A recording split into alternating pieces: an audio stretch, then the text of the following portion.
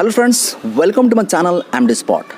करिब 5 महिना अगाडि जब नेपालमा लकडाउन घोषणा भयो त्यतिखेर वीरगञ्जको मात्र कुरा गर्नुहुन्छ भने केही भारतीयहरू नेपालमा प्रवेश गरे लगत्तै कोरोना केसहरू देखा परेका थिए। त्यसपछि बिस्तारै केसेसहरू बढ्न थाले र त्यसलाई चाहिँ ध्यानमा राखेर सरकारले चाहिँ तत्कालको लागि नरानी अस्पताललाई कोभिड-19 ट्रिटमेन्टको लागि घोषणा गरेको थियो। त्यसपछि बिस्तारै केसेसहरू बढ्दै गयो र गण्डक अस्पताल चाहिँ अगाडि आयो। त्यसले चाहिँ आफ्नो अस्पताललाई कोभिड-19 को ट्रिटमेन्टको लागि हस्तान्तरण गर्यो। त्यसपछि एउटा वीरगञ्जमा मोटिभेसनका कुराहरू आए, इन्स्पिरेसनका कुराहरू आए, पोजिटिभ कुराहरू आए र कहीँ न कहीँ वीरगञ्जले कोभिड-19 लाई केही हदसम्म जितेको अवस्था हामी देखिरहेको थियौँ।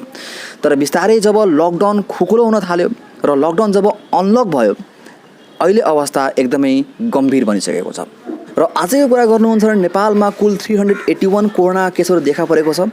त्यसमध्ये 150 जना त वीरगञ्ज पर्साबाट छन् र वीरगञ्जमा मात्र सामान्य व्यक्तिहरू सङ्क्रमित भएका छैनन्।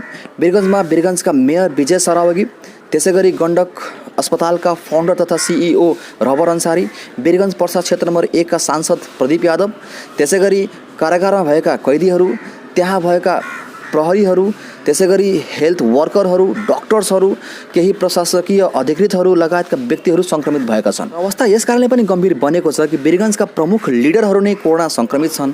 अब वीरगञ्जमा नयाँ पोलिसी ल्याएर नयाँ तरिकाले सिस्टमले गएर अब वीरगञ्जलाई कसरी यो कोरोनाबाट मुक्ति दिलाउने, यसलाई कसरी कन्ट्रोलमा ल्याउने भन्ने स्ट्राटेजी अहिले देखिरहेको छैन। हुन त सरकारले विज्ञ टोलीका स्वास्थ्यकर्मीहरू पठाएका छन्, but the situation is out of control. यही कुरालाई ध्यानमा राखेर वीरगञ्जको हेल्थ केयर अस्पतालले आफ्नो हस्पिटललाई कोभिड-19 को ट्रिटमेन्टको लागि हस्तान्तरण गरेको छ, जुन एकदमै स्वागत योग्य कुरा हो, सराहनीय कुरा हो। आई एक्सपेक्ट कि यस्तै किसिमका हस्तान्तरणहरू अगाडिको दिनहरूमा भइरहोस् र वीरगञ्जमा यस्तो किसिमको समस्याहरू नआओस्। त्यसपछि वीरगञ्जमा गण्डक अस्पताल र हेल्थ केयर अस्पताल गरेर कोभिड-19 को लागि 2टा अस्पताल रहेको छ, जसमा अल टुगेदर 150 बेड रहेको छ। त्यसैगरी 36 आइसियू रहेको छ र 14 भेन्टिलेटर रहेको छ। बट यदि तपाईँ केस हेर्नुहुन्छ भने it's more than 500। So situation is really out of control. अवस्था यस्तो छ कि केही कोरोना सङ्क्रमित व्यक्तिहरूले जसकोमा धेरै लक्षणहरू छैनन्, जसको अवस्था एकदमै क्रुसियल क्रिटिकल छैन, त्यसलाई घरमै रहने आदेश दिएको छ र जसको अवस्था एकदमै क्रिटिकल छ, एकदम क्रुसियल छ, त्यसलाई मात्र अस्पतालमा भर्ना भइरहेको छ। सो अब हामी कुरा गर्छौँ कि वीरगञ्जमा आखिर गल्ती कहाँ भयो त, वीरगञ्ज आखिर कहाँ चुक्यो त जसले गर्दा कोरोना केसेसहरू आज वीरगञ्जमा यति फैलिरहेको छ, कम्युनिटी ट्रान्सफर भएको छ, संविधानमा कोरोना फैलिसकेको छ। सो यो गल्ती हो कि यो क्राइम हो, यो पनि हामी डिस्कसन गर्छौँ र अरू जिल्लाले वीरगञ्जबाट के पाठ सिक्न सक्छ त। Mistake number 1, complete careless within the people. एकदमै कम्प्लिटली एउटा लापरवाही भएको छ वीरगञ्जको जनताहरूबाट। अब जब लकडाउन थियो त्यतिखेर त लापरवाही भइ नै रहेको थियो, तर जब बिस्तारै लकडाउन खुकुलो हुन थाल्यो र जब लकडाउन अनलक भयो, कम्प्लिटली लकडाउन हट्यो, त्यसपछि वीरगञ्जमा भएभरका हरेक पसलहरू खोल्न थाले।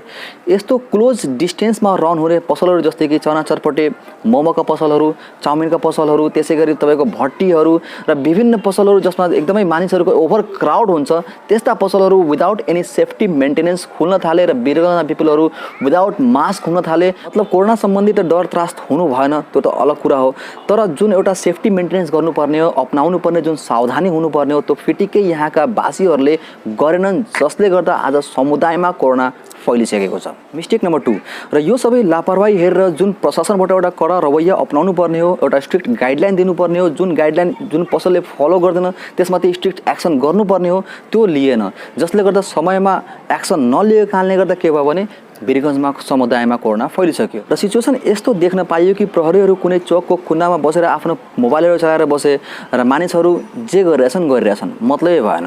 मतलब लकडाउन चलाएको त मतलबै भएन नि।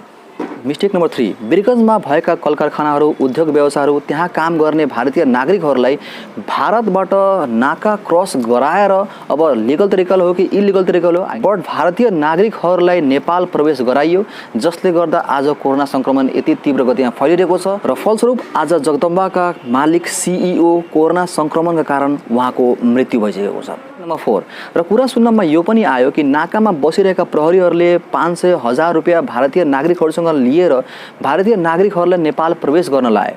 अब यो कुरा चाहिँ म भनिरहेको छैन, यो कुरा चाहिँ प्रदेश नम्बर 2 का मुख्यमन्त्री श्री लालबाबु राउतले एउटा प्रेस कन्फरेन्समा पुलिस प्रशासनमाथि आरोप नै लगाए। मिस्टेक नम्बर 5 एकदमै इम्पोर्टेन्ट रहेको छ KN95 मास्क, जसमा यस्तो खालको फिल्टर यस्तो खालको भल्भ लागेको छ। अब रिसर्चको अनुसार हेर्नुहुन्छ भने भाइरसको जुन साइज हुन्छ इज एभरेजमा 0.125 माइक्रोन। त्यसै गरी यो जुन भल्भ यहाँ हुन्छ, यहाँ जुन पोर्स हुन्छ, यहाँ जुन छिद्र हुन्छ, यसको पालको डायमिटर रहेको हुन्छ करिब 95% मास्कहरूको डायमिटर हुन्छ 0.3 माइक्रोन अथवा त्योभन्दा ठुलो हुन्छ। मतलब यहाँको पोर्सको साइज बिगर रहेको छ। त्यसै गरी भाइरसको साइज चाहिँ सानो छ।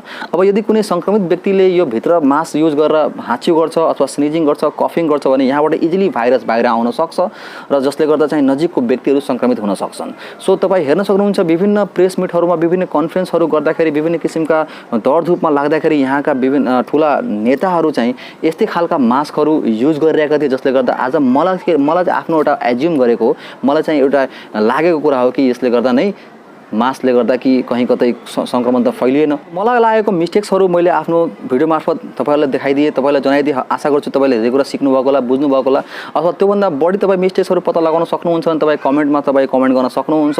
र मलाई लाग्छ अरू जिल्लाहरूले हामीबाट धेरै कुराहरू सिक्न सक्छन्, जसले गर्दा त्यहाँ समुदायमा कोरोना नफैलियोस् र यहाँ भएको कोरोना जुन संक्रमण धेरै तीव्र गतिमा फैलिरहेको छ। म आशा गर्छु कि आउने दिनहरूमा चाहिँ कमभन्दा कम होस्।